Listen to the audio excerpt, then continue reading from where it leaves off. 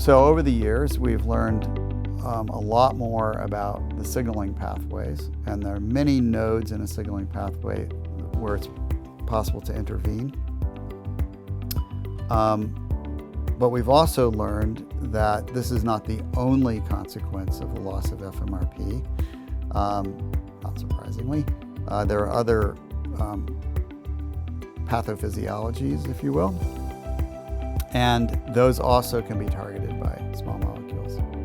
So the current thinking, at least my current thinking, is that the core pathophysiology in Fragile X is one, altered protein synthesis regulation by neurons, and two, altered neuronal excitability as a consequence of impaired potassium channel function.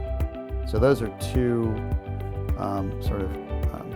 pillars that are very well established. There's a lot of literature on this. We know that these are consequences of loss of FMRP. And then the third, of course, is that if your brain develops with altered excitability and altered protein synthesis, it's going to wire up differently. So there are going to be lasting consequences of this that persist. And so just from those basics, you would say, okay, first lesson, the earlier you intervene, the better. Because you can get in early and sort of help to get brain development back on track, that can only help. But that would be depressing if we said, that, well, unless we intervene at age 1 or at birth, we won't see a therapeutic effect. That would be a poor prospect for families that have children with Fragile X.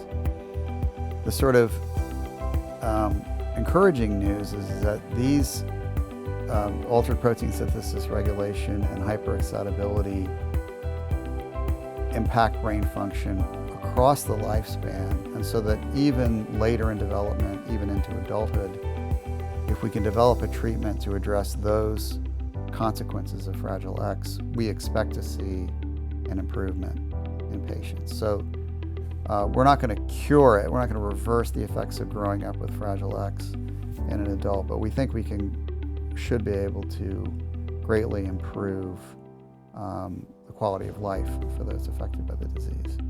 Yeah, I guess the last thing I would say about this is that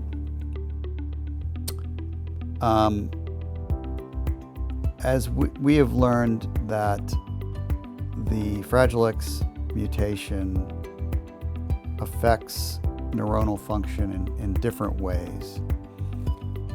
And a challenge that we have is mapping the contributions of those different consequences onto function, behavioral function. And the reason that's a challenge is because when we're developing a therapeutic, we would like to know that the therapeutic is effectively targeting the process that we're after.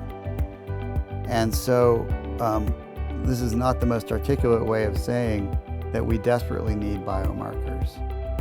I need a biomarker for altered protein synthesis regulation in the Fragile X brain. I need that biomarker. If I have that biomarker, then I can, first of all, I have the opportunity to show that the treatment I've developed corrects the altered protein synthesis regulation in the brain. So check that box off. And then I can ask, how did that improve brain function? Right now, we're flying blind. And so we're very, we and many other labs, are very keen to develop biomarkers that would be sensitive to these different classes of pathophysiology that we've been talking about. So that's another thing we're working on.